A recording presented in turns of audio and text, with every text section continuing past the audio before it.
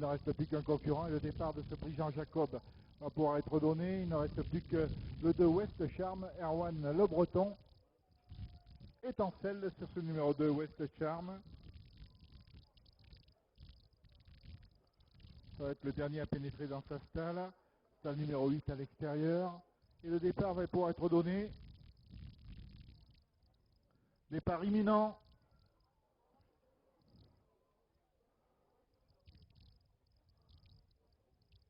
Tous dans les stalles.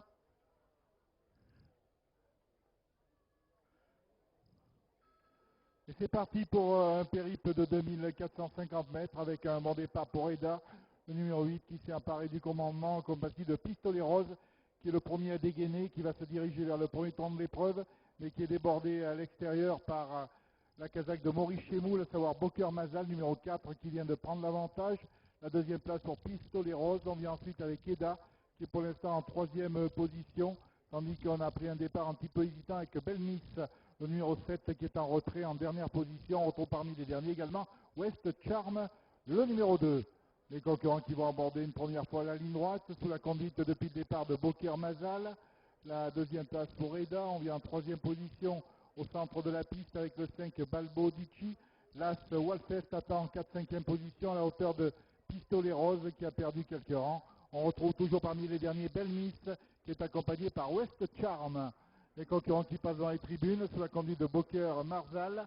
Une longueur et demie d'avance dans le 8 Eda. On vient en troisième position avec le favori Walfest qui se rapproche, le numéro 1, qui vient maintenant en troisième position. On pointe ensuite Baldo Dici qui est quatrième, accompagné par West Charm qui vient de quitter les derniers rangs. On le retrouve maintenant Pistolet Rose, le numéro 6 qui est en dernière position. On aborde la ligne d'en face, le train est soutenu, un train toujours conduit par le 4 Boker Mazal. Il y a toujours une franche longueur d'avance devant Eda, où Alceste est en troisième position en embuscade. On vient maintenant en quatrième avec West Charm, le numéro 2. Les autres sont en léger retrait. On tente de quitter les derniers rangs, notamment avec Bell Smith, le numéro 7. Un concurrent est attardé. Il s'agit du 6, Pistolet Rose. On se dirige vers le tournant final, avec toujours le numéro 4, Boker Mazal, qui a l'avantage. Mais on se rapproche progressivement avec Valtiste, le numéro 1 qui est en deuxième position. La lutte avec le 8, Eda. Ces trois concurrents qui sont légèrement détachés de West Charm. On vient ensuite avec Belmis qui est cinquième. On retrouve en retrait le 5 Balbo Dici qui est battu à l'image de Pistolet Rose. Les concurrents qui sont dans le tournant final, moins de 500 mètres à parcourir avec le numéro 4 Boker Mazal qui tente de résister. Mais on vient de plus en plus vite avec l'As Walfest qui tente de prendre l'avantage. Mais on vient vite également avec des concurrents qui se rapprochent, notamment Eda qui prend l'avantage. Eda qui pénètre en tête dans la dernière ligne droite et qui se détache assez facilement. Eda qui a créé la décision, qui compte 5-6 longueurs d'avance.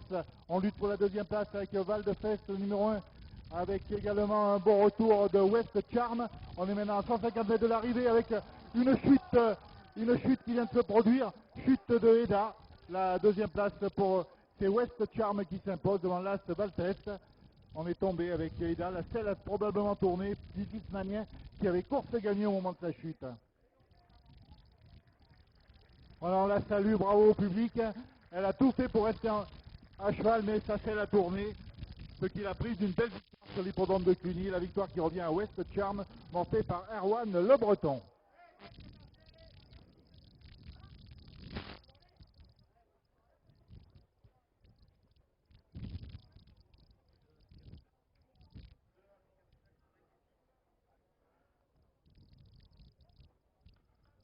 Arrivée provisoire de la troisième course, premier le 2 West Charm, deuxième l'As Walfest